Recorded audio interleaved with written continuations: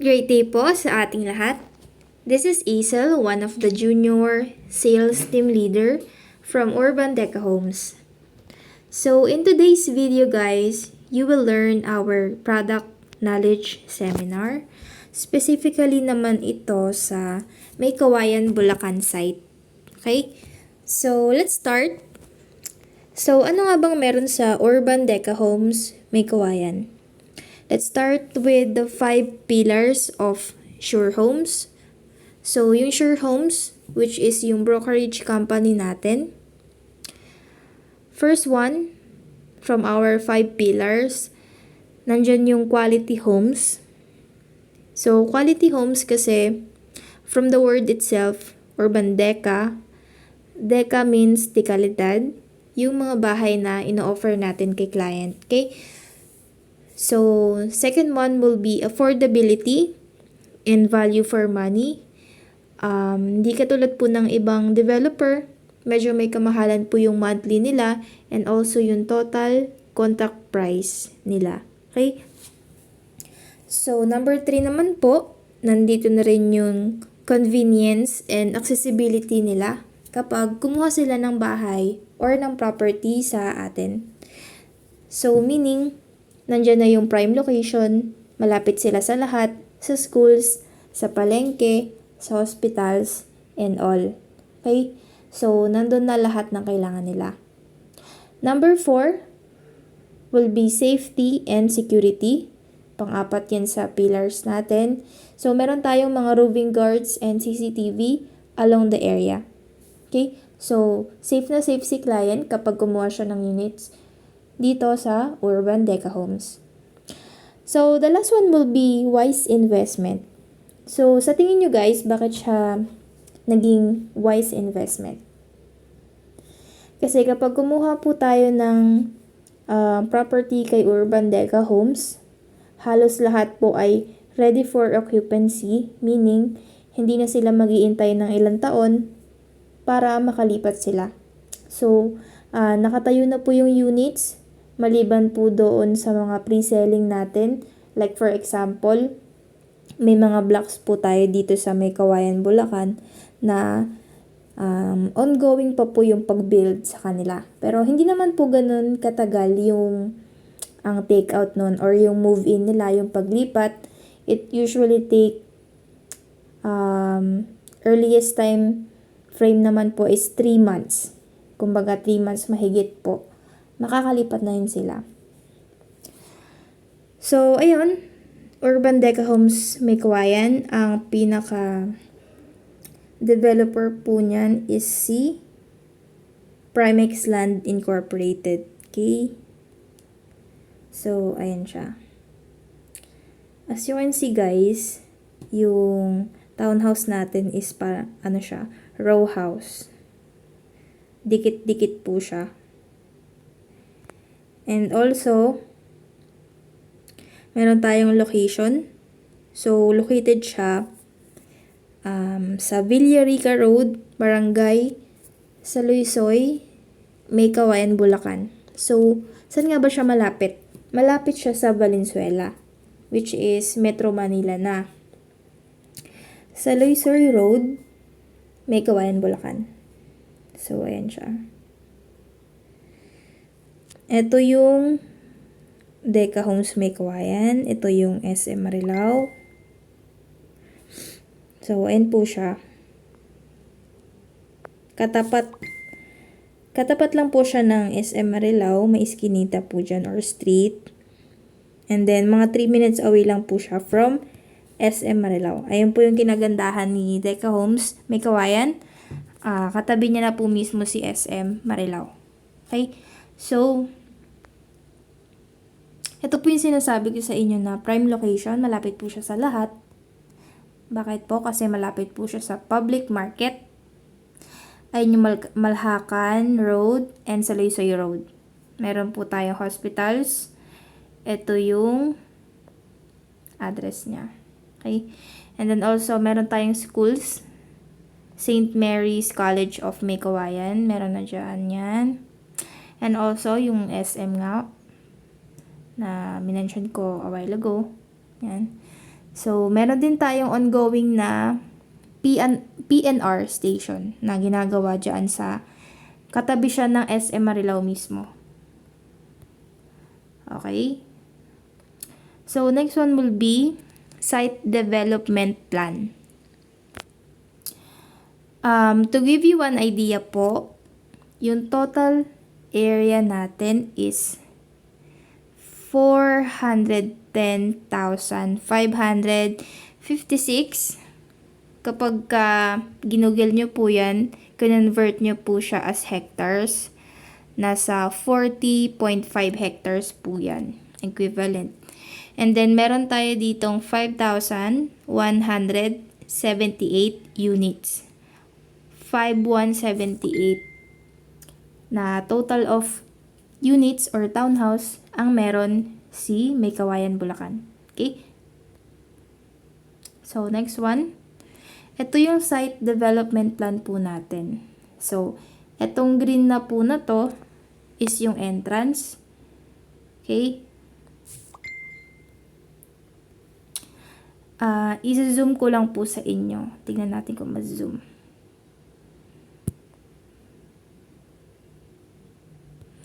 Sorry guys, di pala siya ma-zoom. But, ito yung entrance niya. And then, may daanan dito. May daanan din dito. And also here. Yan. So, papunta yan dito. Meron din dito. And here. And also here. So, ayun siya guys. Pwede naman namin kayong sendan ng site development plan ng May Kawayan, Bulacan para maging knowledgeable din kayo sa site site location ba. Okay?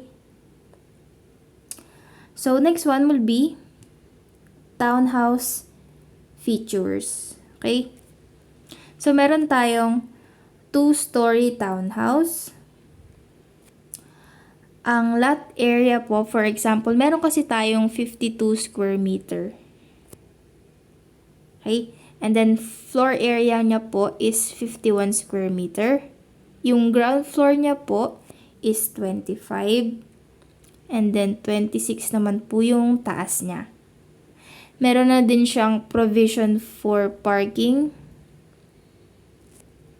Yan. Ibig sabihin, provision for parking. Meron na rin po siyang mapaparkan dyan sa harapan na yan. Ito. Dyan sa harapan. Okay? And then, fully painted walls and ceilings. Lavatory kitchen. Meron na rin tayong half-tiled toilet and bath with fixtures. Okay? Ito naman po yung floor plan natin. So, ito siya sa labas, ito naman siya sa loob. Meron po kasing clients na minsan engineering po sila. Ang work nila is engineer. Kinukuha po talaga nila yung mga sukat na yan. Ang purpose naman po ng pagkuha nila is kapag bibili po sila ng gamit, isasakto po nila kung anong ibibili nila. Kumbaga, gaano kalaki yung gamit na ibibili nila, nakasya doon sa bahay nila. Okay? Next one naman po, ito yung model unit. So, ayun guys, ito yung model unit.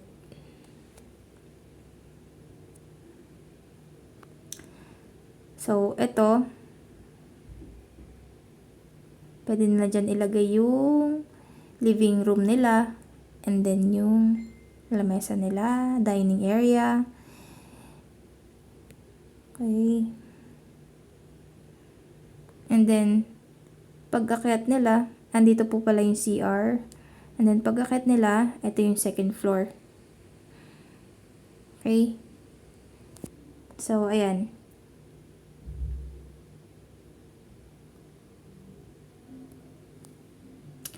So, next one will be financing scheme. So, ano nga ba yung mga types ng pagbayad nila kay Urban Deca Homes. Pwede po tayo ng spot cash. Yan. Meron pong deferred cash. And also, contract to sell, CTS, HDMF. Okay. So, ayun guys, meron tayong spot cash.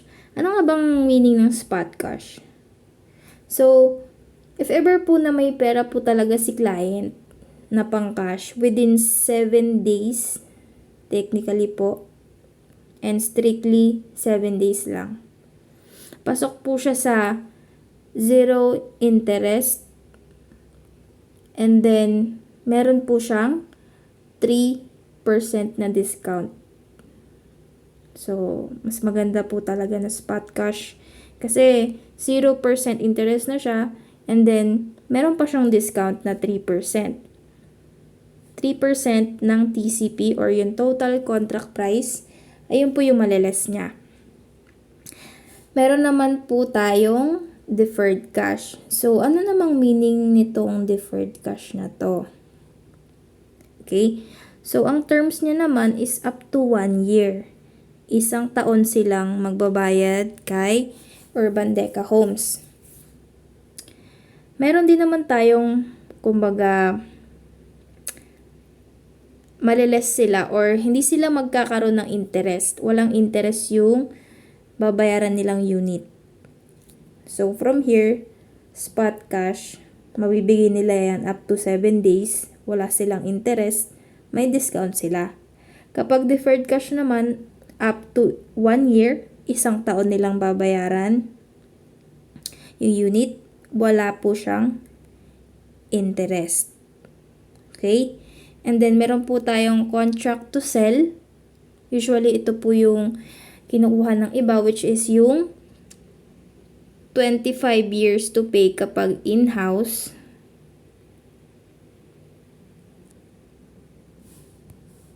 And then, up to 30 years to pay kapag pag-ibig naman. Okay? So, dito naman guys, kapag CTS or yung contract to sell, 9.5 yung interest nila. Fix po yan, hindi po yan nababago. 9.5 na interest until ma-take out or mabago po siya, maisalin po siya sa HDMF or yung Pag-ibig financing kasi may option po sila na i-enroll to sa Pag-ibig para bumaba yung monthly nila. So, sa in-house financing po kasi is nasa 9.5 yung interest.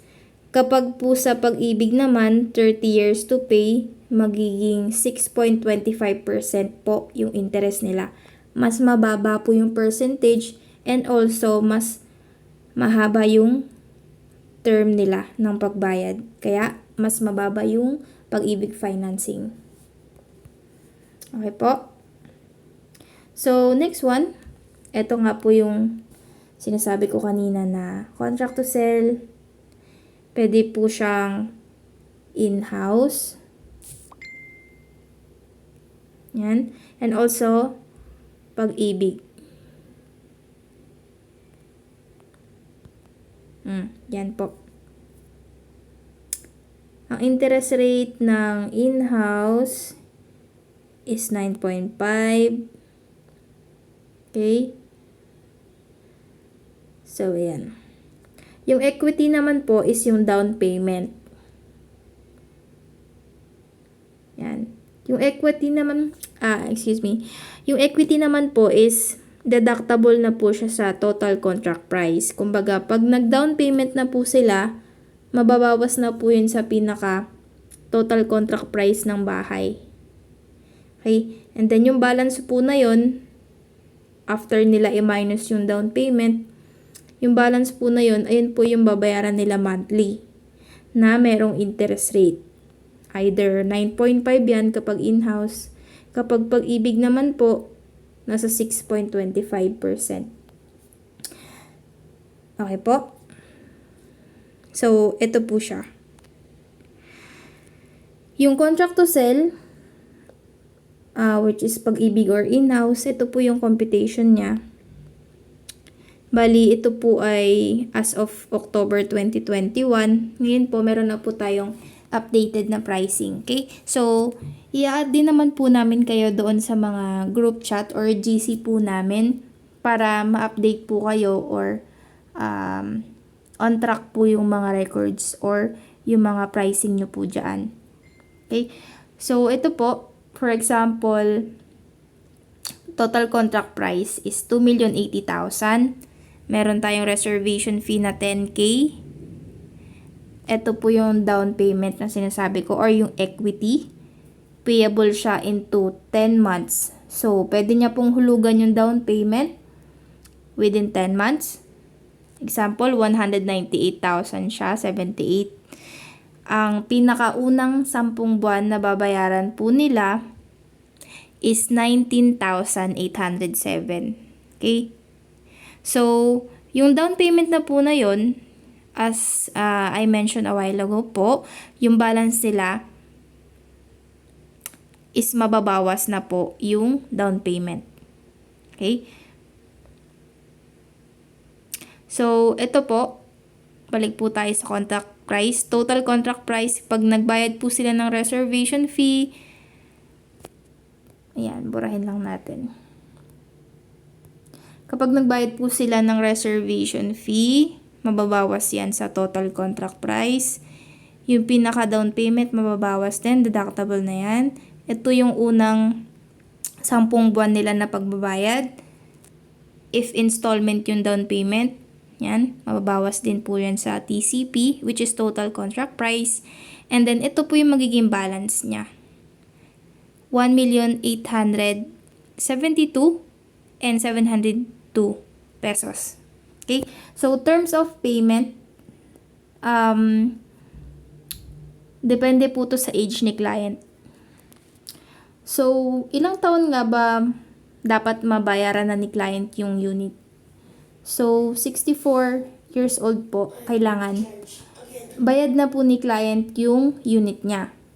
So, 64 years old, minus mo lang po yung current age ni client ngayon. Ayan po yung terms of payment niya. Like for example po, 39 years old po kayo. So, 64 minus mo lang po siya sa 39, that will be 25 years po. Tama po ba? So, 25 years to pay po siya kapag ka 39 years old siya. Okay? So, hanggang 39 years old, pag nag 40 years old po siya, 24 years to pay na lang. Kumbaga, ganun po yung basis natin. Meron tayong terms of payment na 30 years kapag Pag-ibig, maximum po yan ng 30 years of payment. Pag in-house naman po is maximum ng 25 years to pay. So, pipili lang tayo dyan. Kunyari, gusto ni client. Yung payment term ko kasi parang sobrang tagal naman kung 30 years. Sabi niya, gusto ko 10 years to pay na lang para mabilis kong bayaran yung unit. So, 10 years to pay, yan, ito yung monthly niya. Kapag in-house or yung contract to sell, kapag in-house financing is 25,625. Kapag Pag-ibig naman po, 22,435. Pag 10 years to pay po. Okay? Ayan po yung sa 52 square meter as of October 2021. Okay?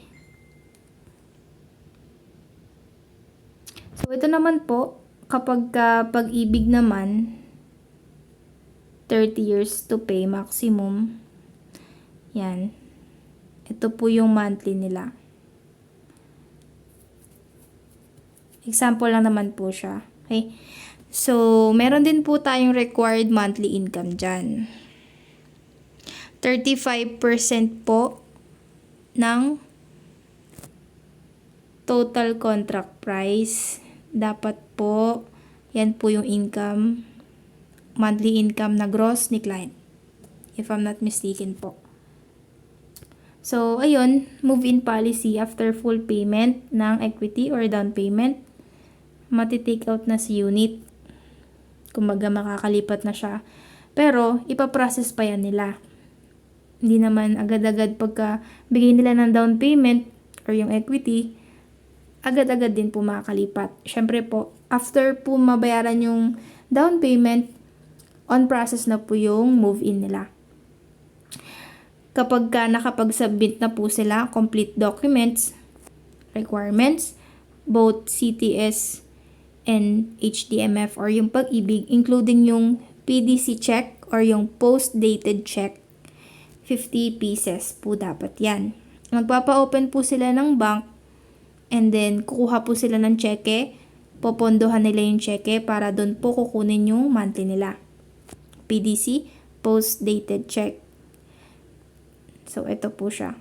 Lalamanan po nila yan. 39 monthly amortization nila. Yung 10 pieces nun is yung 10 pangbayad ng equity or down payment nila. 1 guarantee check amounting to 12 months worth of amortization.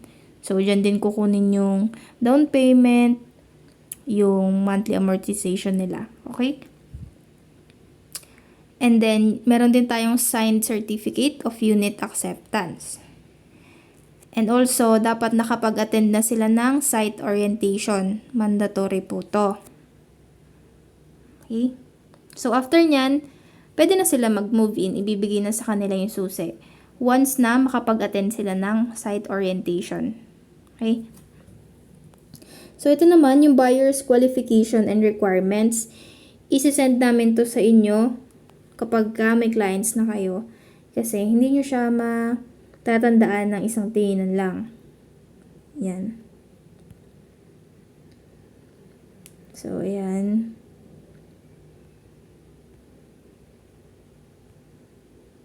So, ayan lang guys. That will end sa ating May Kawayan site na project. Again, this is Aisel, one of the junior sales team leader from Urban Deca Homes. Thank you for watching guys. And always stay safe. More sales. Thank you guys.